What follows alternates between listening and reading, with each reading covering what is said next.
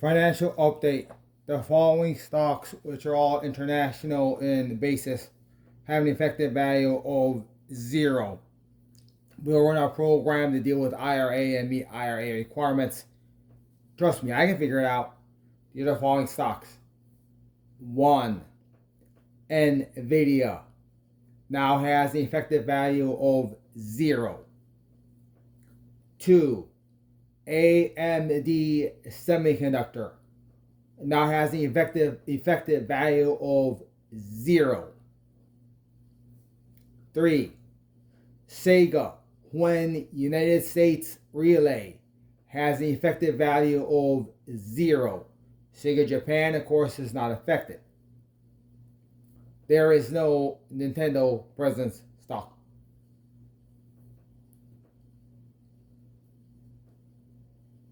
AT&T stock now has an effective value of 0. We will issue a plan that will allow employees of AT&T to be able to continue to get sustenance. Comcast stock now has an effective value of 0. It's official. NBC Universal has officially closed. We are permanently out of business. We will issue packages that will allow other people to find jobs. Most people can simply keep reporting to work because we're pretty smart now.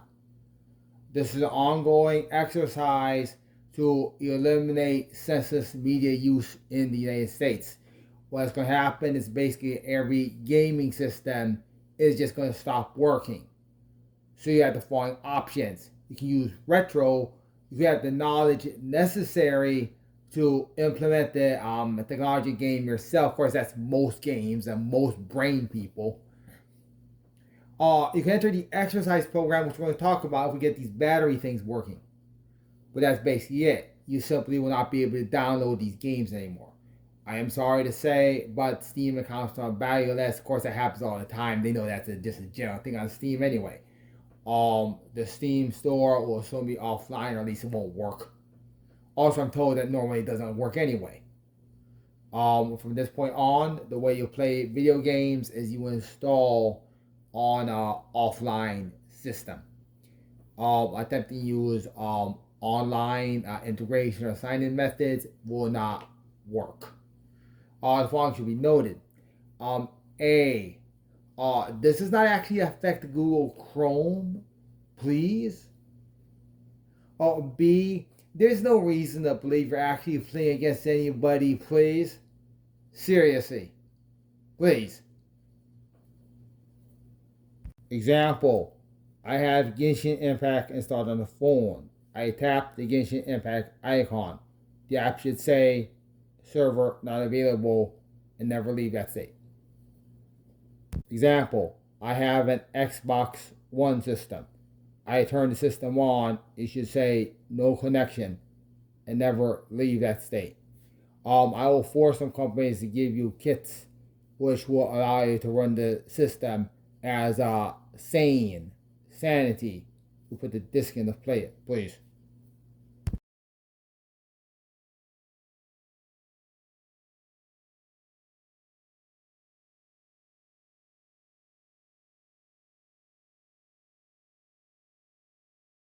The following is a discussion of the semiconductor company NVIDIA. They're only allowed to have 2 products, of which there must be variations. Please. This is a global shipping law. Those 2 products, of course, are graphics adapters, which must all be the same general shape, please. They may not make, please, on board. Seriously. They must all be variations of the quote-unquote G4 780. Everybody knows what that means. Please.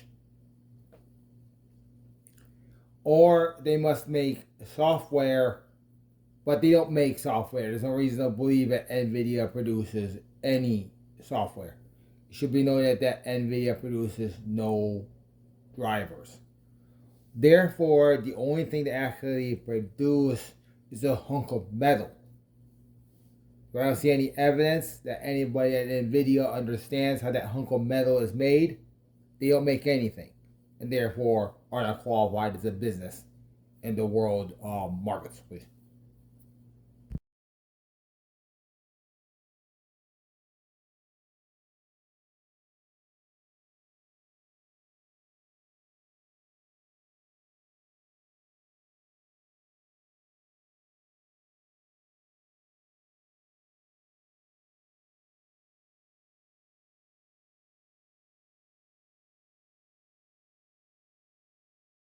There we go. Okay. The cloud service needs to do life sciences. Okay.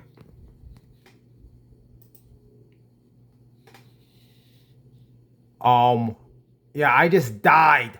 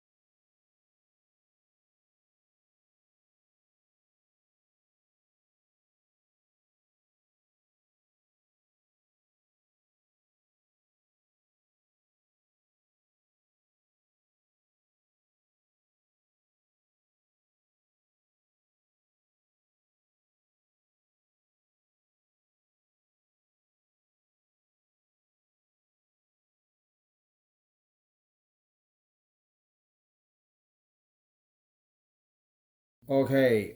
One. Is there a problem in America? Yeah, not one of please. Desperation or poverty, please. I'll be brave enough to say that doesn't exist in Mexico either, because I see with my eyes. I've been down there, and also, you gotta be a certain type of person to survive there. You just have to. South America actually doesn't exist. Let's not worry about that one, please. Okay, is there a problem in Europe? No. We'll just say that. Is there a problem in the Middle East? No. Is there a problem in Asia? China? No. Is there a problem in Australia?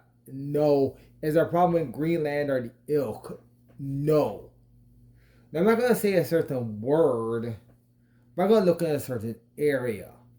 Where's the problem? It's near Egypt. So I'm going to see what the problem is. Now, I'm going to assume that the problem is always what the problem is. It's always violence, please. Always. It's always violence, and there's never a sex problem without accompanying regular violence. Okay? Now, the reason violence always occurs is because there's a misunderstanding. Given that all humans are capable of cogniting the idea that other people need to eat and that sword's not useful for giving food to other people, the problem is always some type of communication. The problem is that I'm kind of going to leave out a certain stupid. I'm just going to admit that. The problem is always that the two sides don't understand how to convey to the other side possibly a difference between food and weapons or food for weapons or something like that. So it's useful to look at historic things to see what type of problem might form there. And here's one problem that would exist. Egypt is at a place where to the south you have Africa, so you have stuff coming north, and then to the north you have this modern shipbuilding empires and modern commerce. So the problem is that it clashes. What's the problem? The people from the north are expecting a money arrangement, the people from the south are expecting bartering. That would be the basis of the problem. So the people in the South expect that they can trade things, and then that doesn't work for please, the people require money. Here's the problem. Behind the money operation is usually some type of credit scam. So now we're looking at an actual problem that the thing is these bartering agents will make it very difficult to perpetrate the credit scam. So that's the problem. So I just solved it there. Did I just solve the last problem? Yeah, last important problem? Maybe I did. I just see how long this takes for it to see if it has any effect. I just say this to see if that has any effect in solving the problem. Okay, now looking for the for just something that can be improved. Now I can ask this question in general: why are credit scams effective? Well, that's because as a rule for security, bankers require complicated procedures. To actually work with the internal of the banking operation, the way you get through the security barrier is by understanding the procedures. One way that a crime is possible in this is by subverting the procedures, basically by running a slightly different procedures. This is always intentional. The people at the bank understand it's a procedure violation, but it's generally not part of their procedures to run something that can actively mitigate this. That's where you need something that might be called banking police or something that might be able to deal with a situation like this. Those banking police, of course, must run an intelligence operation. Now, that means that the problem always occurs between the side lenders and the consumers. These are problems that exist. One, unless the actual bank responds appropriately, the side consumers have difficulty telling the scam from the actual bank. That needs to be solved using a novel way. There needs to be something called discrete identifiers, things that are easy to identify. And thing is, normally they use variables to do that. The idea is that an actual bank makes such an impressive statement that should ideally cost a lot of money, or I guess nowadays possibly use a lot of technology, but just something that looks really big and impressive. And so people know it's a bank because the big and impressive thing basically adorns the entire banking operation. In the U.S., that should be the ATM. So, however, the thing is, the U.S. kind of advanced. The U.S. has gotten to the point to where you actually got to know the procedure to do any banking anyway. So, but that might be a problem with these other countries. So, if there's a problem in some other places, it's simply that there is here's the thing. Basically, if you not understand a procedure, we have another thing that if you have crazy banking going on in the United States, you can't say anything about any other places. So therefore, the place to go is actually look at banking problems in the U.S. And these are never the bank itself. They are never the bank itself. It's basically things that look like banks, which of course usually credit things. So basically, the first one is to go to things that actual product. For example, I'm not going to touch payday loan places. Why? They're not a problem. Why? They don't work with large enough sums of money. Seriously, a payday loan place does not run enough funding to be a problem. Things connected to something called Capital One do. Of course, the largest problem is this thing with cars. Wow. Now, here's a place selling cars here somewhere in San Antonio. This advertisement says I get these cars for a few $1,000s. I happen to have that much in the bank. Okay, so I exchange a few $1,000s for a car. Should be that simple. So, but what usually happens? Yeah, they go in there and say, I need a car. I know nothing about cars. I just need a car, but I know nothing about cars. So yeah, and then they just pay. So what's happening? They're paying like $200 or $300, maybe $600 a month to somebody, all because they know nothing about how to buy a car.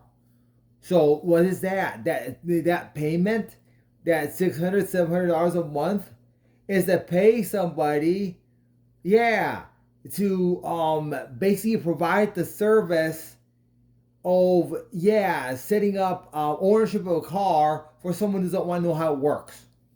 Anyway, the previous will work, for the UN. I'm pretty sure there are some generals there go figure out the video one. Anyway, try again.